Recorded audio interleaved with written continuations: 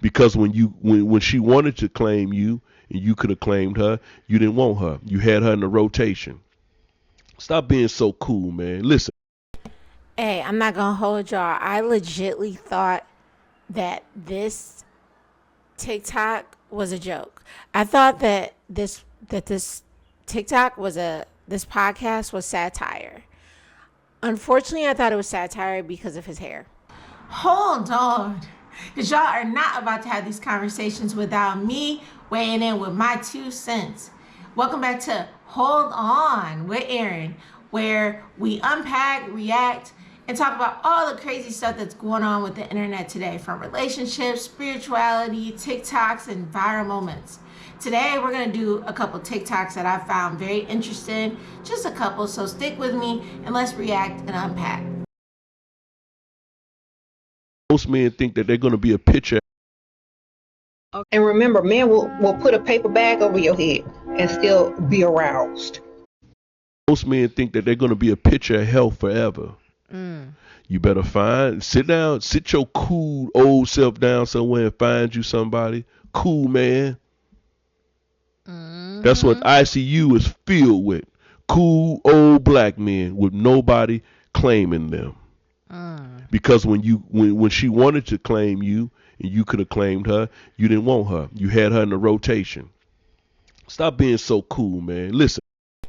Hey, I'm not gonna hold y'all. I legitly thought that this TikTok was a joke. I thought that this TikTok was this podcast was satire. Unfortunately, I thought it was satire because of his hair.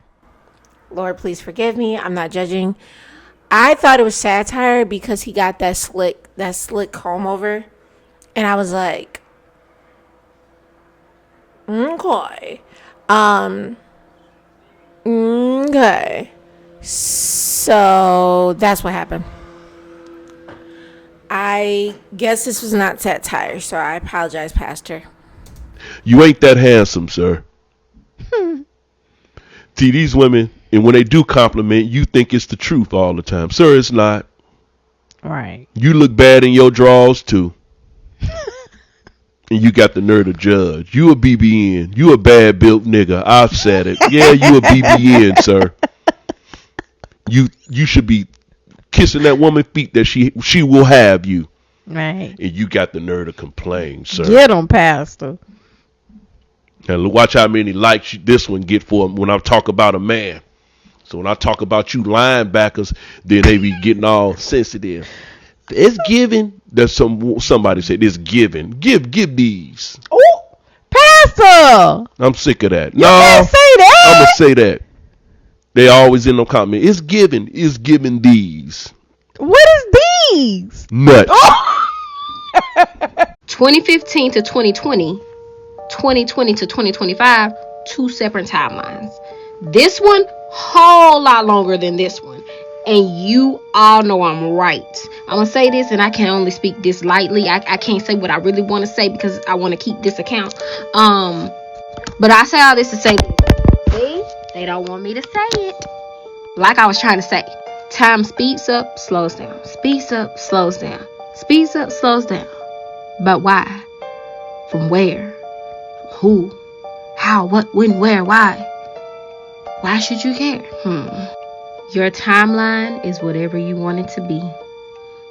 I hope that didn't go over your head. Listen, that is 100% facts. I had my first daughter 2015 and I had my second daughter 2018. And I graduated from college in 2020.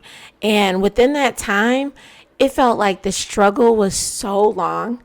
I remember just crying because I was like, when will I get through school? When will this end? When will I get out of poverty? There was so much going on.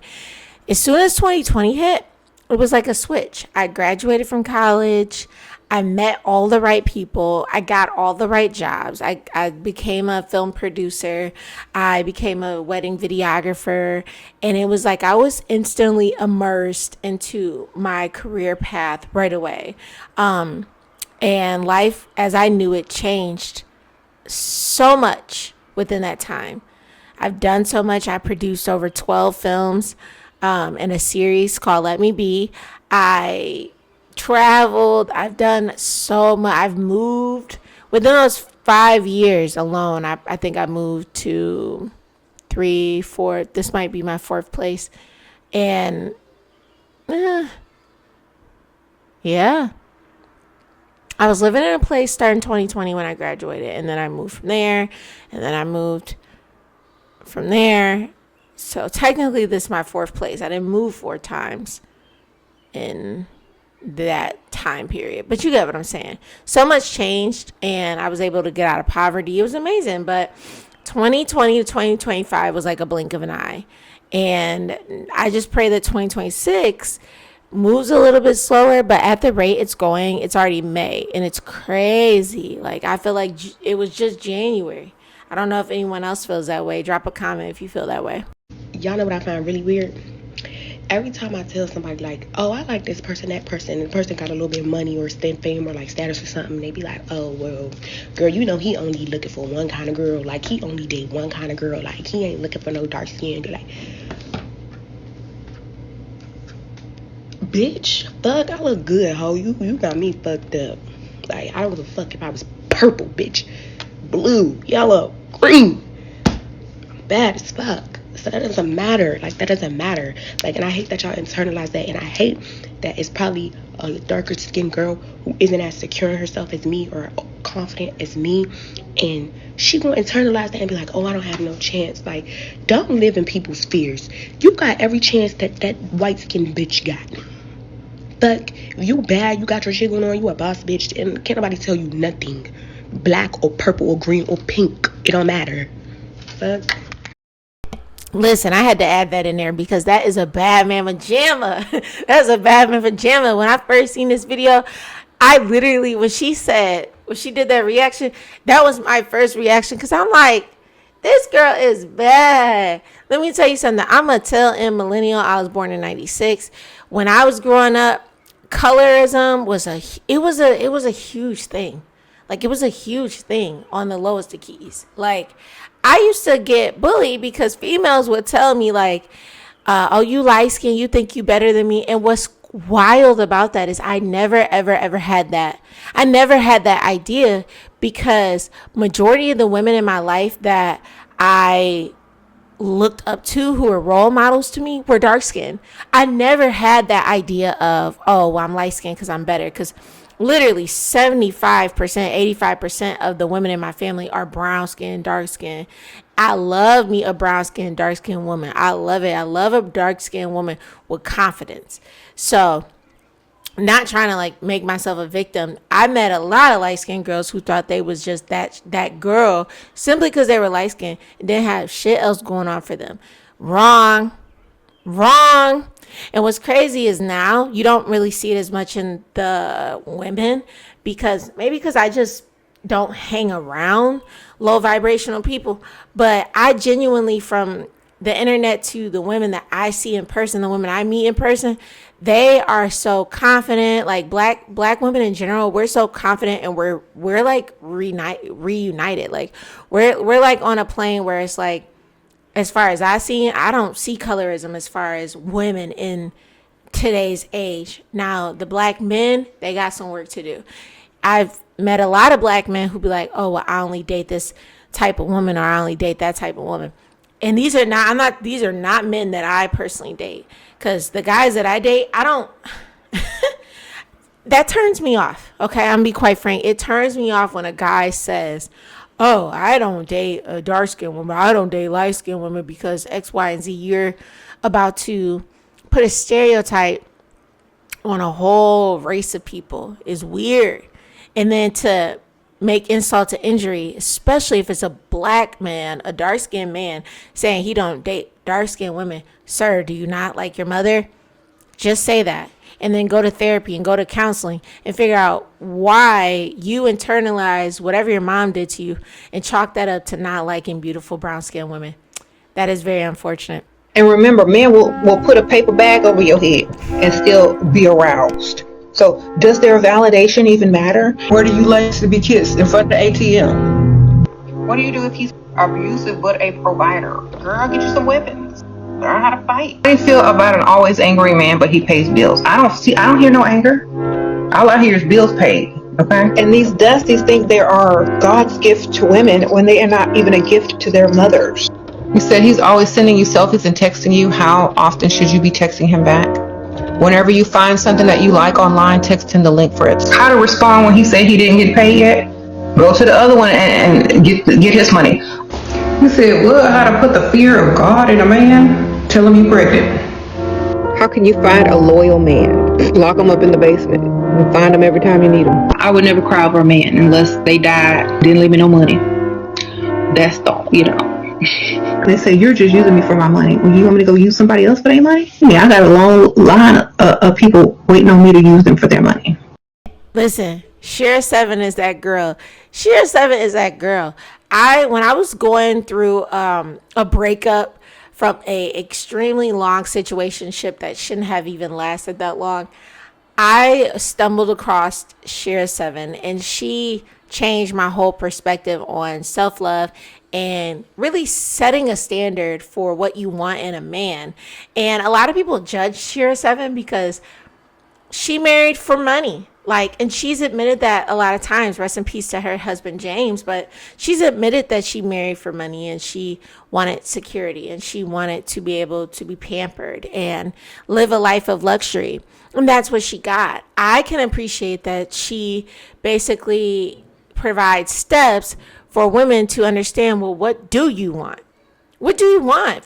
To find a man that truly makes you happy, you have to know who you are and you have to love yourself. And a lot of women don't understand that because they want to skip that step and they go right to social media and they look at other people's relationships and they say, oh, that girl's on a yacht with her man. That man buys her that and buys her that. But look, you're going to see based on the next TikTok that I'm going to show you, which will be the last TikTok. I want to keep this one short today, but you're going to see that you looking at people's outer circumstances and what they get, you never know what's going on behind the scenes. So, baby, I like Share 7 because she is going to build your confidence and she's going to tell you, if you want what she has, then follow her playbook step by step. If you don't care about money that much, you still can take bits and pieces from her. I take advice from everyone with a grain of salt. Because, again, we don't know what happens behind the scenes when these people turn their cameras off. But what I do know is the proof is in the pudding. You can look at other content creators and you really won't see their life behind the scenes. They don't show you that part because 9 times out of 10, it's not as glamorous as they try to paint, or they don't even follow the advice that they try to give. Share 7, on the other hand, has showed us, yes, I wanted this. I got that. This is my husband. This is what he do. This is what the fuck I do. I look pretty all day. I make videos and I go about my motherfucking day and do what I want. I love Share 7 for real. And I know y'all probably think, oh, I can't wait to see what Damona says about Boston Richie. And it's what else would you think I would say about something like that? First of all, I pray that Boston Richie gets the help that he needs. I also think that side Strappy boy, he said, get here now. He said, I don't care what you do. Get over here with that and put it in me. Exclamation, exclamation, exclamation. I like that strap in my ass. You come over here now and give it to me. I've never been so watching something. And it's so crazy because I don't keep up with a lot of rapper drama, but I distinctly remember them saying that he dated younger women. I don't think I knew the girl Tati name or didn't know exactly who she was. I followed her recently and I seen all my people following her. I'm like, oh, people love this girl. Hey, whoever this dude is that does the interviews with Damona, he is hilarious. Cause she be saying some of the most off the wall shit, and he said he just be having to gather himself, dog. I love Mona. She's another person that just she funny as hell, but she be keeping it real though. And again, we take everything with what people say with a grain of salt. I don't idolize nobody, but yeah, she's a funny character for real, for real. She's a beautiful girl, but the first thing that irritated me with the whole situation was the fact that people were in the comments saying how she's just mad and she mad that he dumped her and she mad that he doesn't give her any money and she mad or whatever. It's she was 17 years old. So can we at least start with that? This is a kid, okay? One thing that And this is the thing, right? If you don't know what I'm talking about, let me explain it to you like you live under a rock. Boston Richie is a rapper who has a salacious past. He's known as a rat in the rap game. There's a video of him in an interrogation giving up names and shit. Okay, that's all I really know about Boston Richie. Okay, I also know that people say that he like young girls and he's dating this young girl for years or whatever. This young girl comes out and says, hey, you got that line about me in the song. I don't like it. Take me out the song or take the song down, or I'm going to tell them about what you really like and it ain't. Then she comes with another message. Hey, take this down. I'm not playing with you, or I'm gonna post some of the proof I have of physical abuse. And then she said something about 65 pictures, having 65 pictures of proof as abuse, right? He doesn't take the song down. This starts posting. She don't play around with it. First of all, I want to shout out to her. So many people play this game on the internet, and at the end they beat up. Oh baby, Toddy ain't up. Toddy gave it all up like we wanted it. Toddy ain't skipped to the boring. Toddy came straight with it. He used to make me strap him. I used to fuck him in his ass. Am I fucking that boy in the ass? Recently, she just said that she was with his ass like he asked, right? And his response was, oh, such and such upstairs would love this, man. Go get him. She ignored him. He said it again. Yo, my homie, my that you see me hang with, get money with, smoke weed with, he would love to get a piece of his. Go upstairs and get him. She didn't go get him. She went in the shower and cried because she knew then that he was his homie. Boston Richie is a goddamn deviant. She posts this. She claims over 100 girls reach out. Underage women talking about what they did.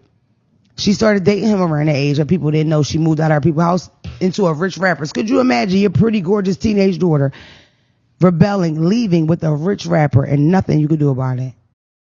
Quite frankly, I didn't like go down the big, like the deep rabbit hole of this young girl dealing with Boston Richie. I've only heard accounts and stories and seen things on the internet, like I'm sure most of you have. But one thing I did hear is like there's a backstory with her and her mom, and supposedly her mom, you know, kind of sold her out. I wouldn't be surprised if her mom encouraged this behavior. Like if I'm not even gonna say, because what dad would it really encourage this type of behavior? I wouldn't be surprised if her mom not only knew about Boston Richie, but like really encouraged her to, what females say, get that bag, get in her bag. I wouldn't be surprised at all. Ain't nobody locking this nigga up. People still downloading his songs. And pegging him. All right, so that will be it for today. I just wanted to show y'all a couple crazy things that I saw on TikTok today. Thank you for watching with me. Thank you for unpacking. And that is another episode of Hold On with Aaron. All right, y'all be smooth.